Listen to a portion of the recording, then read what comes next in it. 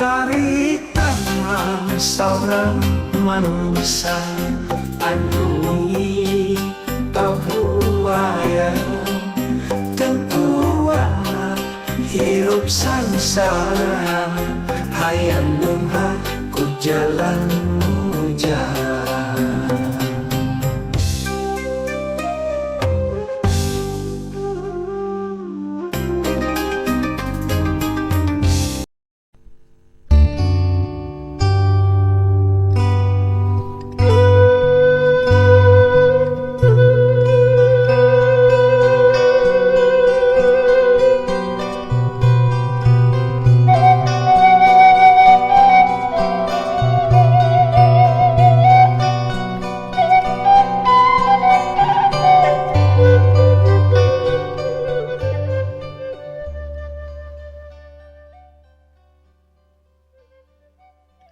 Assalamualaikum warahmatullahi wabarakatuh. Sampurasun para mancowar salam dunya bagiakeun deui akinya anu mancen tugas dina acara dongeng ti Mancow Mania.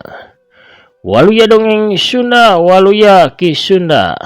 Wilujeng wengi pamirsa. Kumaha daramang sadayana para Mancow Mania? Alhamdulillah upami daramang manya mugi wae sadayana aya dina ginanjar kawilujengan kirang sapapaosna jag-jag waring kasehat lahir sinareng batin jembar manah gampil rezeki sarta tebih tina balai amin ya robbal alamin. Urang keureuh deui hanca anu katunda lalakon Nogwada. Urang keureuh kana bagian ka-42. Kumaha rasani lalakon orang Bandungan wae sasarangan sakedap deui ya dongeng direka atanapi dikarang ku aki oge didongengkeun deui ku aki. Diborongnya. Dimusikan oge divideoan ku aki, diedit oge ku aki sadayana nyalira sorangan. Nyalira bae nya dina Mancow Mania YouTube mah. Pamirsa sadaya naki medar dongeng mangga ulah asa-asa di subscribe heula nya di toel tombol loncengna supados aya notifikasi upami akin raskeun hanca dongeng. Atur nuhun ka sadaya pada subscribe, like, komen oge nge-share dongeng-dongeng aki.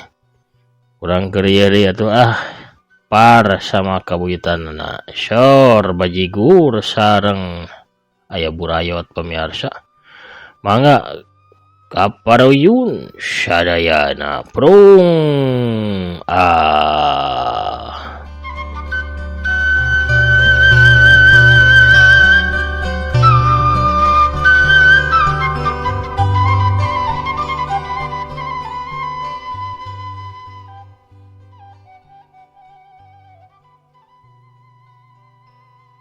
Tisaprak saungna diruag dibongkar ku warga lembur. Mang Kosim mindahkeun tempatnya jena ka kamar tukang imahna di deukeut goa. Kamar eta dijadikeun tempat patemon dirina jeung Dewi Makarawati. Unggal peuting Jumaah Mang Kosim sare di kamar tukang. Bebejena mah kabianah biasa cenah rek ngawirid. Bari nyuguh ka karuhun. Bianah teu neuneun surigana naon da geus tahunan manehna geus biasa ditinggalkeun ku Mang Kosim dina peuting Jumaah. Malah leuwih regreg pikeun bianah mah sawa Mang Kosim teu liar kaluar ti imah, teu meuting di kebon, tapi na meuting di imah keneh. Disaprak imahna diguruduk ku warga lembur teh Mang Kosim ayeuna mah teu wani nyiar wadal dedeuketan. Manehna nyimpen endog wadal teh di tempat-tempat anu jauh. Di jalan-jalan gede anu sok kaliliwatan ku mobil atawa motor. Ieu teh dilakukeun ku Mang Kosim. Sangkan warga lembur sugih mukti teu curiga deui ka dirina.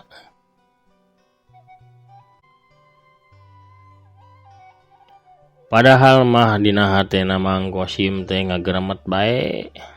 Hayang pisan ngawadalkeun juragan Barkah. Anu salila ieu teh dianggap ku Mang Kosim musuh. Musuh gerot malah komo disabrak adu renyom jeung Mang Kosim sok nu ngajorag mawa warga lembur. Hate Mang Kosim teh beuki bae ceuceub ka Juragan Barkah. Tapi niatna pikeun ngawedalkeun Juragan Barkah ditahan sakuat tenaga, ditahan heula pikeun ngaleungitkeun heula kacurigaan warga lembur. Mang Kosim ge sieun ari jalma salembur bebarengan mah ngurutug imahna. Lembur Sugih Mukti teh ti mimiti harita mah kuliat deui. Mimiti hegar deui sanggeusna sakabeh imah nu ruksak akibat banjir di hadean. Jalan oge dibersihan, kebon jeung sawah atuh dipolah deui. Jalma-jalma geus teu sieun deui ngaliwat kawetaneun lembur sabab Kunti jeung Genarwo geus teu kabejakeun megatan deui cara harita. Warga lembur geus wani kaluar ti peuting cara biasana. Nu daragang atuh rame deui, boh beurang boh peuting ge. Warga lembur daraek deui digawe ka Mang Kosim, kajaba meureun jang suma. Manehna memilih ngurus domba jeung molah kebona sorangan. Nya intina mah kahirupan di lembur Sugih Mukti teh normal deui. Teu kabejakeun aya kajadian anu araheng, anu mawa korban cara waktu-waktu ka tukang. Kocapkeun harita, wanci masih haneut moyan di imahna Mang Kosim. Mang Kosim geus sinit ka pasar nagihan disubuh keneh ge. Sedengkeun bianah keur sasapu di pakarangan imah. Dewi oge katempo keur popoe di pipir imah. Keur kitu datang seorang wanoja geulis ngadeuketan ka bianah. "Assalamualaikum, Mak," cek eta wanoja uluk salam. Bianah ngagebeg gancang cengkat tina sasapuna tuluy malik. "Breh atuh kabireungeuh ku bianah teh saurang wanoja geulis. Jangkung lenjang bukna panjang nangtung bari ngajingjing rantang. Make baju kayas kemang-kemang, kahandapna mah arok panjang warna hideung. Sugan teh saha lawas ti lawas Neng Arum, nembe amang deui atuh ka dieu," cek bianah. Si wanoja nu memang taya lian Neng Arum, anakna Juragan Barkah, munjungan ka bianah. "Hapunten nya, Mak. Arum teh arang uih janten nembe ayeuna amangan deui ka dieu." Arum nyebut emak ka bianah teh tiba heula ge nurutan cara Arman anu jadi bebenena. "Emangna Neng teh ti mana bae kitu?" tanya bianah. "Di Sumedang, Mak. Dipun bibi sakantenan Arum teh kursus ngajahit di ditu." "Oh, kutan kitu. Yap atuh, yap. Hayu urang dilebet ngobrolna, Neng." "Dewi, ieu tingali saha ieu?" Bianah ngagero ka Dewi anu karakreng sepopoe. "Teh Arum." Dewi gancang nyampeurkeun ka Arum tuluy nyalaman. "Ka mana bae teh? Manitana katinggal ayeuna mah." "Di Sumedang, Wi, kursus ngajahit teteh teh," walau Neng Arum. Aduh Dewi gancang ngaleng Neng Arum, teu asa-asa da geus loma tuluy diajak ka jero imah.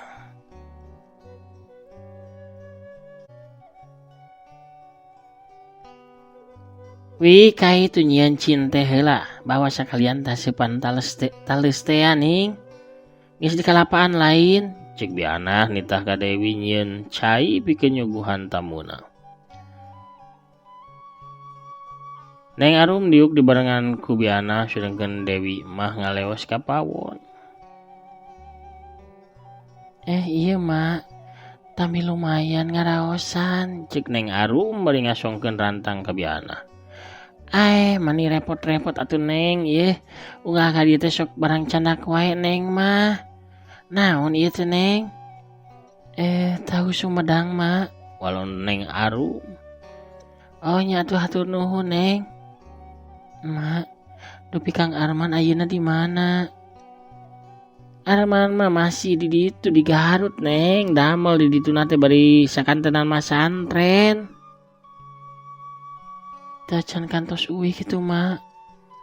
Teu acan betaheun meureun nya. Tapi da sok ngiriman ari surat mah neng.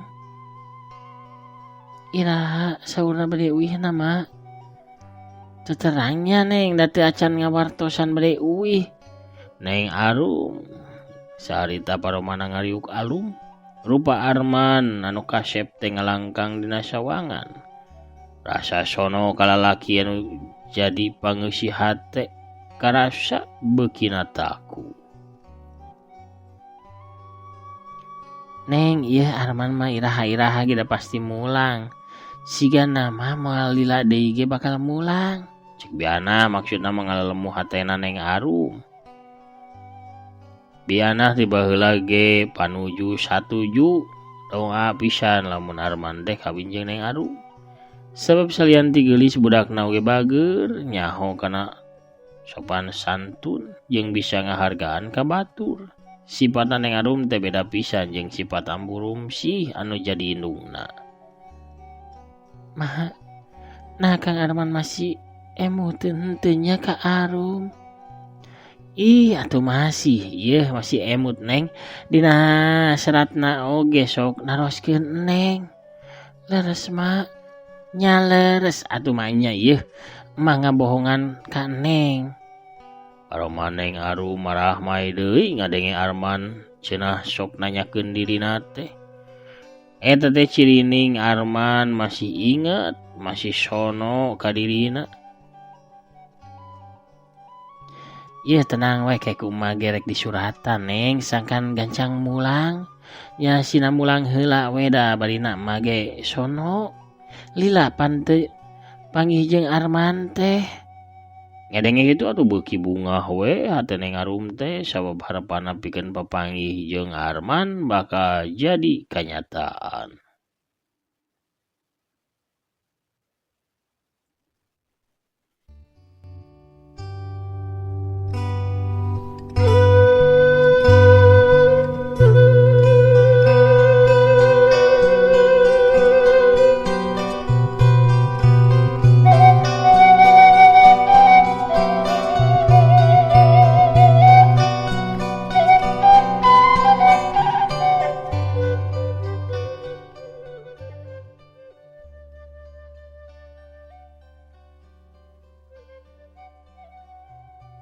Kumaha ya ambu sareng abah daramang neng?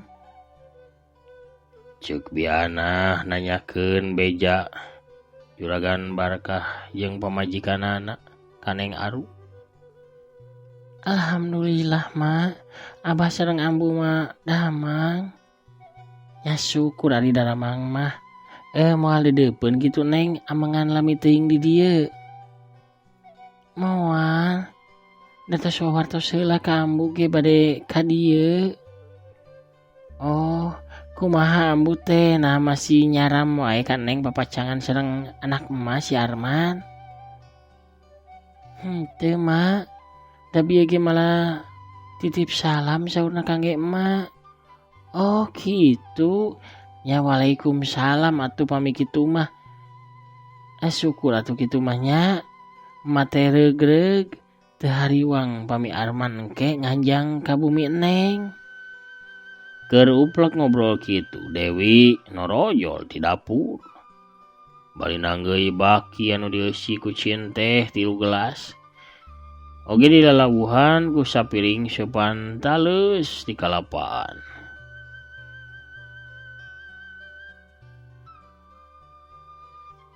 Diraosan ieu teh, cek Dewi bari ngasorkeun gelas cin teh.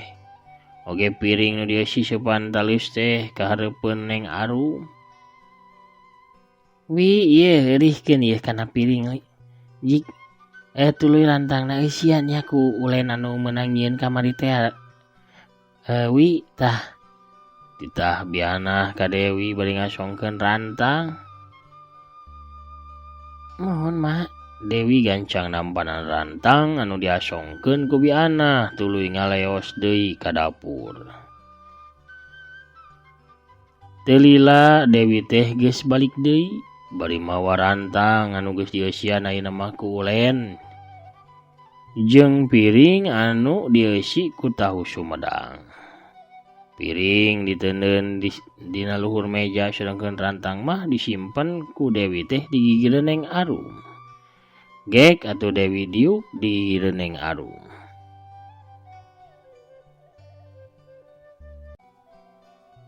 Dewi teh geus teu asa-asa ka Neng Arum mah. Geus nganggap lanceuk sorangan sabab Neng Arum remen ulin ka imahna Mang Kosim ti jaman kulawarga Mang Kosim masih sangsara keneh. Teteh, di Sumedang rame teh? Tanya Dewi bari jeung seuri. Rame wi, ari di dayeuna mah. Nya ari di pasisiana mah sami bae siga di dieu. Ari teteh di dayeuh atanapi di pasisiana teh? Di dayeuna wi. Tetebih di pasar mah. Atuh rame nya teh. Nya rame wi. Seueur anu icalan teh. Sami bae sareng di pasar dieu atuh wi. Seueur anu kasep oge nya teh. Nya seueur atuh. Nah betaros kitu wi. Bili teteh kagembang kabanang ku jajaka kasep urang dayeuh engkena tu janten jadi tetehna Dewi. Arum seuri ngadenge ucapan polos Dewi teh. Ulah salampang atuh, teteh mah bakal tetep janten tetehna Dewi. Nu tiluan teh terus uplek ngobrol. Ngaler ngidul tepi ka sagala dicaritakeun utamana mananggap Neng Arum nu anyar balik ti Sumedang. Geus rada beurang kakarak Neng Arum teh pamitan pikeun mulang. Nu geulis jangkung lenjang teh ngalanggeor ninggalkeun pakarangan imah Mang Kosim. Dijajab ku paneteupna bianah jeung Dewi. Mak, Ilham mah bade nikahkeun Kang Arman sareng Teh Arum? Tanya Dewi ka indungna. Sigana mah moal lila deui wi. Asik, Kang Arum bakal pangantenan sareng Teh Arum, urang bakal hajatan nya mak. Doakeun bae wi sangkan sagala rupana lancar. Cek biana bari neuteub Neng Arum anu harita ngiles pas pisan dina pengkolan. Biana jeung Dewi arasup deui ka tengah imah. Dewi meresan gelas surut nyuguhan Neng Arum, sedengkeun biana mah diuk bari ngadahar tahu Sumedang kiriman ti Neng Arum. Cacamuilan bangun ngeunah sigana teh. Keur kitu teu lila kadenge soda motor Vespa na Mang Kosim ngagerung asup ka pekarangan imah. Mang Kosim mulang di pasar sanggeus nyetandarkeun motorna gancang atuh asup ka jero imah. Hanah. Naon ieu gegorokan kitu lainna uluk salam. Assalamualaikum. Punten sampurasun. Lain mani kawas nu nyungkun ucap salam teh diborong kitu. Nyaneh masalah wae. Yeuh, nah. Dieu akang teh nempo Neng Arum di jalan. Nah eta budak teh tas ti dieu?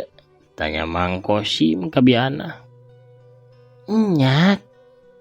Bener Kang tas ulin di dieu. Tah, mawa oleh-oleh tahu Sumedang asan geura Kang raos.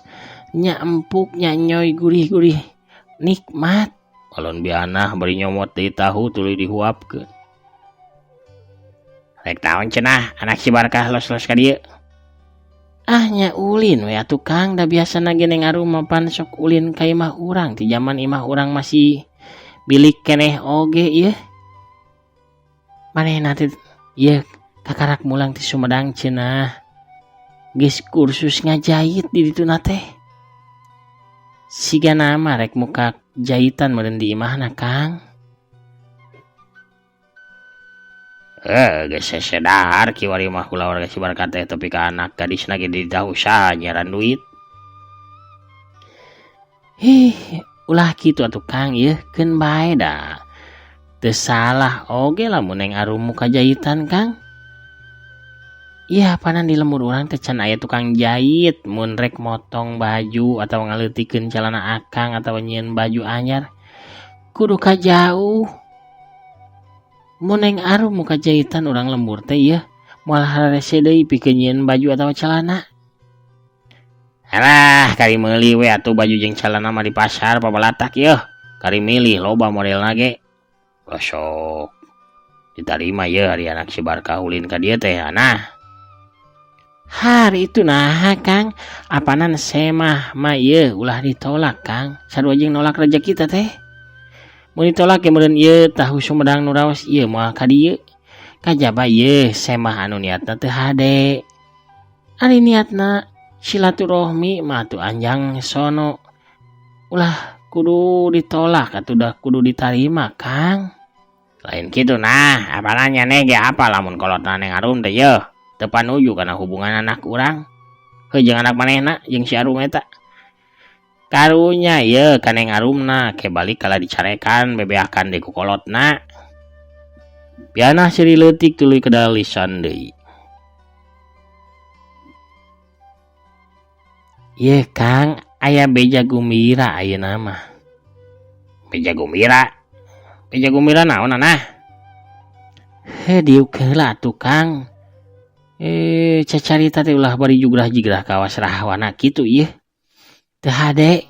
Cek biana bari ngenyang leungeun salakina di ditah diu.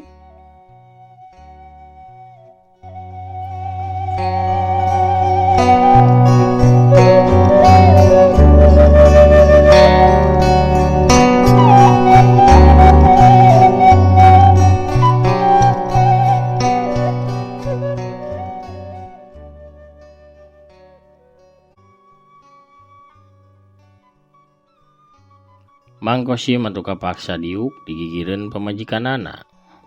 Aya beja naon beja gembira naon?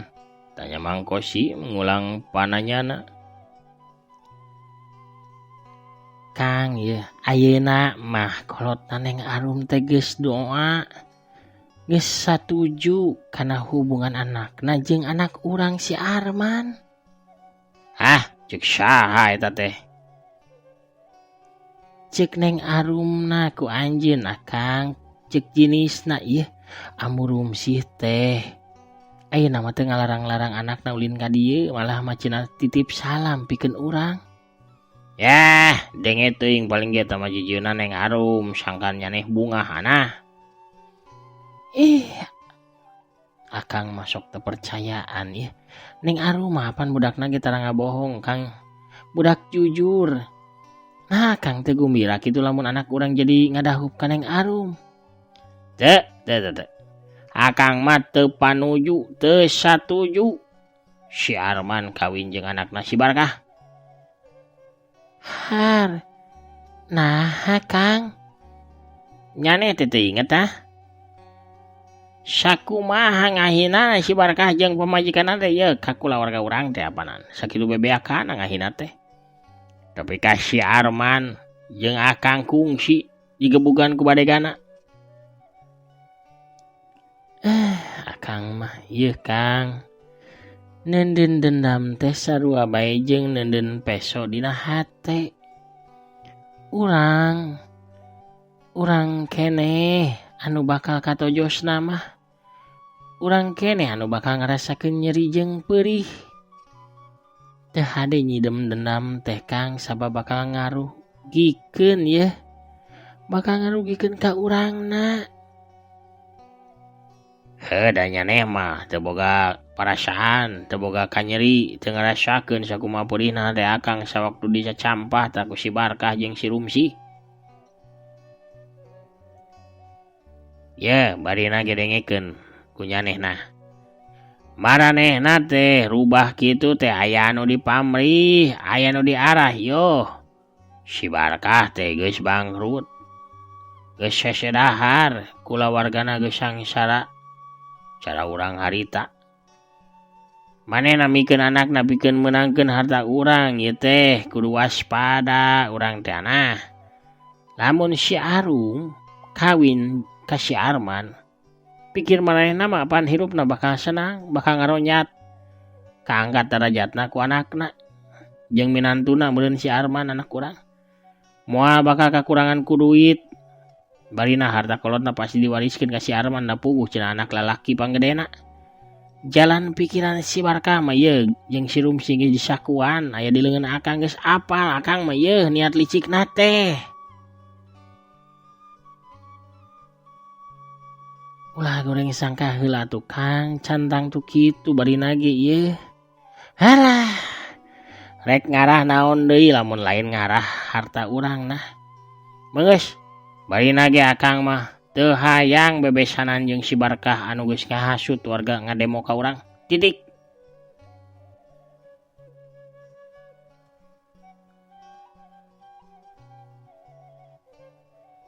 Dina kayan kitu. Dihareup ngadadak rentang-rentang aya nu datang. Tuluy uluk salam. Assalamualaikum punten ieu sepada. Sampurasun. Ieu ka mana juragan teh nya? Ieu juragan Kosim, juragan Ana, ieu Neng Dewi. Gerajan heula ieu tah Ibi. Nyandak awug haneut raos. Amis kareueut matak dedeyeun awug Ibi mah tah ieu. Kukurawuna oge nyanak ieu. Nya gurih raos nyoy-nyoy nikmat geura. Kamarana ieu teh sararepi geuning, tapi pantona itu rada molongo. Si horeng nu datang desa urang awe tengah tuh. Di samping jangkung make kabaya beureum. Leungeun kencana ngelek boboko sedangkan leungeun katuh namanya klanyiru anu disuhun dina luhur sirahna. Pamirsa sadayana. Kuno rojolna Bisarwiti atunya urang cekapkeun heula we dongengna dugi ka dieu. Lalampahana kulawarga Mang Kosim dina lakon Nogwadal bagian ka 42. Cak urang teudeun dihandeuleum sieum geusan sampureun urang tunda dihanjuang siang geusan alaeun. Urang sampeur deui engke di bagian anu salajengna satacan Aki Amit mungkur sakolebat. Urang ngabsen heula sakedapnya. Anu tos hadir di bagian kamari. Aya Kang Wawan Setiawan anu teras manco jang wel ge nyarangan Aki terasnya age aya Teteh Hanita Parelna anu calik dina jojodogna. Teteh Nuraini Silvina Dewi anu hadir teras di palihan Denpasar Bali aya Kakang Arik Tasikmalaya teh nya.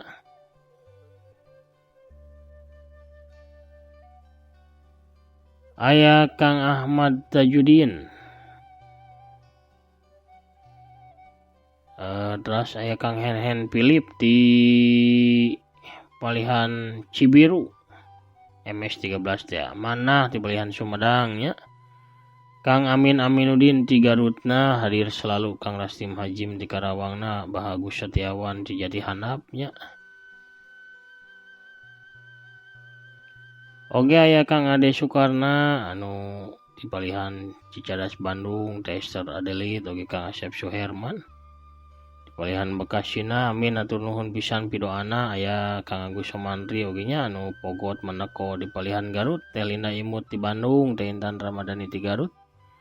Oge aya Mancomania di palihan Ciamis, Teteh Malihah teh nya aya Jawara Kopi Sakti di palihan Tasikmalaya, Kang Setiabudi Teh Yulina Belia oge nya wilujeng rehat manco akiku saura di palihan Tasik. Kang Dede Sulaiman oge hatur nuhun amin pidoana sareng Kang Andri anu manco di palihan Garut. Teh Suliani di Cianjur teh hatur nuhun oge nyarangan Aki terasnya. Tiga pungkur ti mimiti Aki ngadongeng hatur nuhun pisan. Pamirsa sadayana atunya panginten sakitu heula anu kapihatur wengi ieu. No goda bagian 42 na urang cekapkeun heula dugi ka dieu akin amit pungkur heula. Assalamualaikum warahmatullahi wabarakatuh. Permios cagah hanca.